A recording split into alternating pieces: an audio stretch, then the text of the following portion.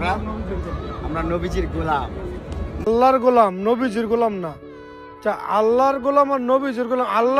আল্লাহর গোলাম ঠিক আছে, আমরা তো নবীজির উম্মত নাকি না? নবীজির উম্মত আর নবীজির গোলামি করা কি খারাপ? না, খারাপ তো কিছু দেখি। যদি নবীজির গোলামি করি তার মানে তো আল্লাহর গোলামি করা হইলো। আল্লাহ কি নিজে সশরীরে আইসা কাউকে কখনো জ্ঞান দিছে? না। নবীজির মারফতই তো পাঠাইছে। অতএব আমার নবীজিকে ভালোবাসলে আল্লাহ আমাকে এমনি ভালোবাসবে। গোলাম বলতে কি বুঝাইছে? দাস। আমি আমার নবীজির যদি দাস হইতে পারতাম, আমি নিজেরে আমার পৃথিবীর সবচেয়ে ধন্য মানুষ মনে করতাম আমি নিজেরে। আল্লাহ মানা নবী মানা নয়। আল্লাহরে পেলাম খ্রিস্টানও জানে, বুদ্ধরাও, ইহুদিরাও, হিন্দুরাও। এরপরে এরা বেঈমান কেন? নবী না মানার কারণে। বোঝা গেল আল্লাহ মানা নবী মানা নয়।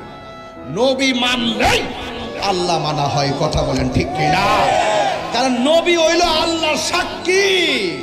আল্লাহ কইছে কুল হুয়াল্লাহু আহাদ। বন্ধু আপনি বলে দিন আমি এক।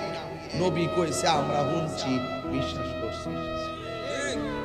আর আমরা দেশের কিছু রোহিঙ্গা মৌলবী আছে, এটা দেশের বুদ্ধিতে চলে না, এটা বাইরের বুদ্ধিতে চলে।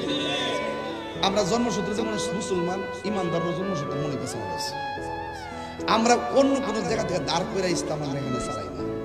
কথা কোন ঠিক নেই।